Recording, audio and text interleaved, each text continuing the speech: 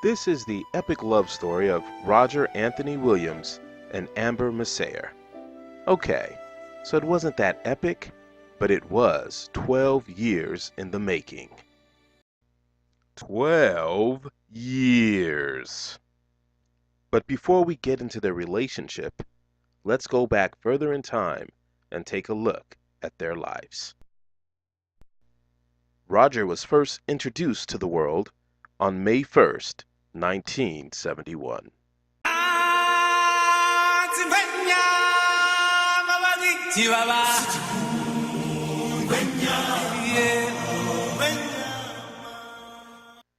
No, his nickname wasn't Simba, and he wasn't the Lion King.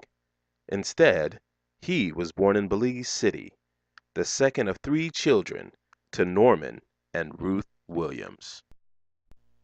According to Ruth, as a baby, Roger took his feeding time seriously. Roger was very greedy, and because of that, I could not deal with the crying and crying and crying, and so from he was like a week old, instead of getting 4 ounces of formula, he was getting a full bottle. And then by the second week he still kept crying, and so I decided, well, you get 2. And what he would do is, one after the other, if you try to burp him before he was finished with one, he's like screaming like something is wrong. So what I would do is, after the first one, give him a burp, the second one, and then he slept right through the night. So that was his cure. As a child, Roger attended Grace Chapel Church and School, and at the age of 6, after coming home from church, he informed his dad that he wanted to accept the Lord.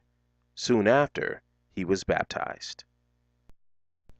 In 1976, the Williams family's faith was tested when a then 5-year-old Roger was diagnosed with a rheumatic heart. And despite being hospitalized for the condition, Roger was still aware and concerned about his parents' fatigue. He had this rheumatic heart condition, and at one time it got bad enough that he had to be hospitalized. And at that time, I worked with the power company, and I had to do shifts. But we would take time out to go and visit with him in the hospital and try to stay with him until he went to sleep. And I discovered this afterwards, that he saw that I was very tired, and he feigned that he was asleep, when in fact he wasn't really sleeping. Oh. He just pretended to be sleeping because he realized that I was quite tired, and if I saw that he was sleeping, then I would realize that mission was complete, and I would leave. When Roger was 9 years old, the Williams family moved to the Stand Creek Valley, where Roger's father Norman worked at the Belize Foods Citrus Company, and Roger learned more than he ever wanted to know about growing oranges. From a young age, Roger was blessed with the gift of discernment, which made him very cautious. But, like most boys, he still had an adventurous side. One day, I think it was a weekend or something, we went to the river in St. Creek. We were living in St. Creek. And then my mom, I can't swim, so we went in the river, and I went as far as, I could go. And then my mom was saying some kids were jumping from this high tree. My mom was like, oh my goodness, those kids are crazy. Who's that? And then we looked up, and it was Roger and Javon.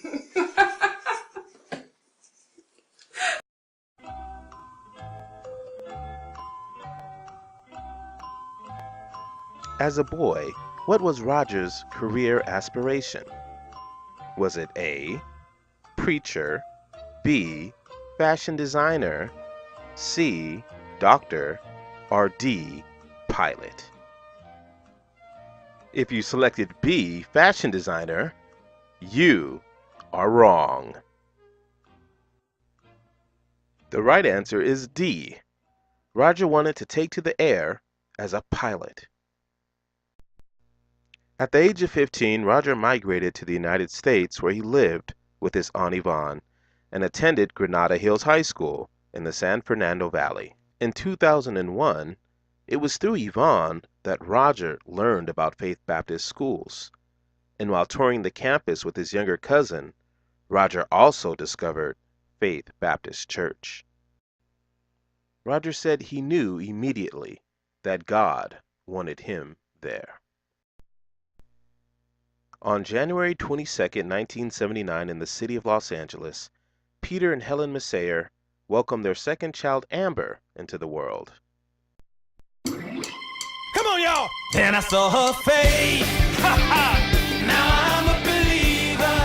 Listen, not a trace of doubt in my mind. Amber was an adorable child who was also very persistent. Well, she's always been very persistent, and even when she was a little girl, if I was talking to someone, she would just stand there and poke at me, trying to interrupt. And then as she got older, and we lived quite a ways from school, and she'd be quiet in school, but all the way home she'd talk. And so her daddy and I would kind of quit listening to her, because she's always been a talker.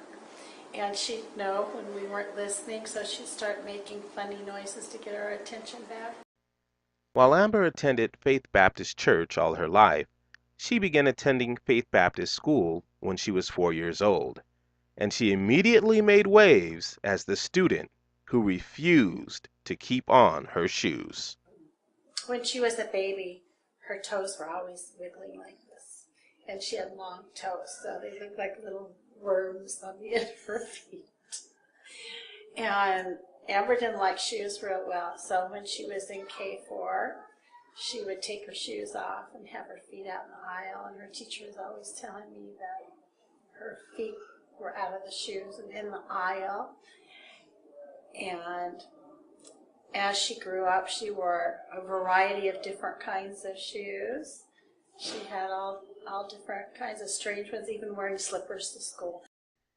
Amber was also smart and crafty. Her father, Peter, recalled a time when she tried to outwit her teacher.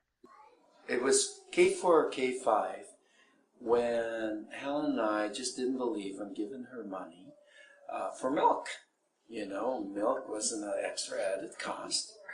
It was K4, Helen tells me in the background. And Mrs. Cadman, her teacher, called us both and said, you know what? Amber gave me a check, made the check out, drew it out, and it says for milk 50 cents. And I knew she was a smart cookie then. Amber was an active student at school. She played basketball and also cheered. But at the end of the day, she still found time to annoy her older brother, Charlie. Amber was the proverbial annoying little sister. I remember her and her friends would come by, like Kathy, Uweta, now Hoshi Arshar, and just spend their weekends annoying me. But I think the best thing, Amber's always a good sport. I'd always drag her either out of the house to play sports and force her to go shag my fly balls or whatever, catch a football now and then, or we'd stay indoors and we'd play on the mini hoop in my room, and I could posterize her like Shaq. In the summer of 1992, at the age of 13, Amber accepted Christ as her Savior while attending a church teen camp, and her desire to glorify God with her life grew. Amber's childhood dream was to become a doctor.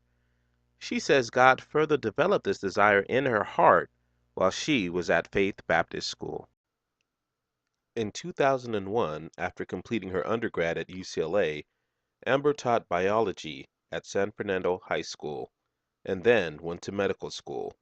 Since then, she's worked at Northridge Hospital, where in 2011 she completed her residency. What is Amber's favorite pastime?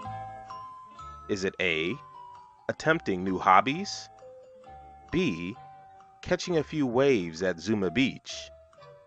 C. Unloading a few rounds at the shooting range. Or D. Babysitting her 7 nieces and nephews. If you picked C, unloading a few rounds at the shooting range, you clearly do not know Amber. The correct answer is A, attempting new hobbies. In 2001, while attending a Sunday school class fellowship, Roger saw Amber for the first time, and let's just say that he was drawn to her. But their first communication didn't come until they both attended a singles outing at the Cheesecake Factory that was hosted by the church. The first time where I really kind of recognized it is we went to Cheesecake Factory, and he was there with a few of his other work friends, and I kind of noticed him paying attention to me, and so I kind of did my little primping or whatever, and then he sat next to me during dinner, and we hit it off and started talking, and that's all she wrote. After that night, there were some sparks, but Roger wasn't sure if Amber was interested in him. That all changed with an invitation. She invited me to a thing at her school at UCLA, and it was a performance of some sort. And I don't even remember what it was. I was just so thrilled that she had invited me, because I was just starting to think, well, maybe she's not interested. And then she invited me to this thing, so that was kind of how it really kicked off us, getting to know each other better. Now, with the two of them on the same page, their relationship flourished. And 12 years later, with friends and family members present, Roger asked for Amber's hand in marriage. I was amazed. I think I had always imagined that it would be a quiet, intimate, just the two of us thing, just because of who he is, not because of necessarily, and so that's what I had imagined. But when it actually happened, the events of the weeks kind of preceding all made sense, and it was amazing to me that he could see into my head and see what I would have wanted, even though I didn't realize it. And it was more than I could have imagined, and it was great. It was perfect.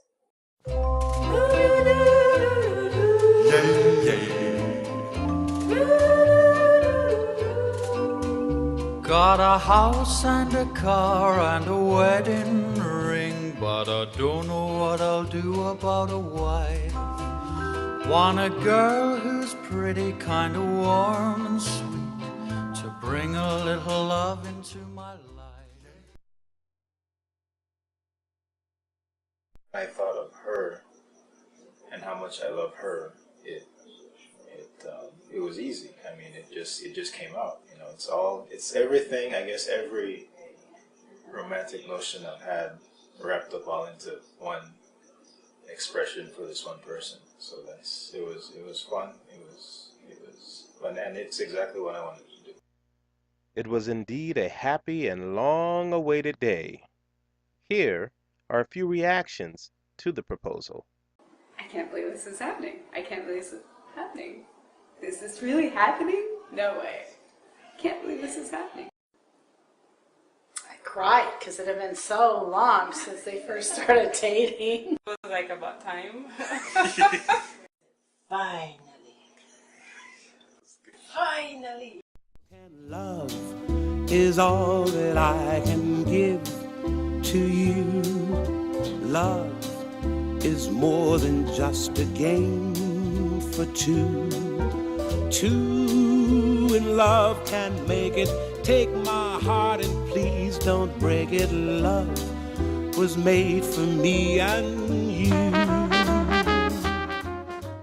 There's no doubt in our minds that Roger and Amber will live happily ever after. With their shared love for God and their love for each other, they'll be able to overcome all the obstacles that life is sure to bring. Now, there's only one question that everyone wants to know, and that is, how many more branches will grow on the Williams family tree? How many more grandchildren do you want? You got 7. Oh, well, as many as they want to give us. We love the babies. Love, I was made for me and you.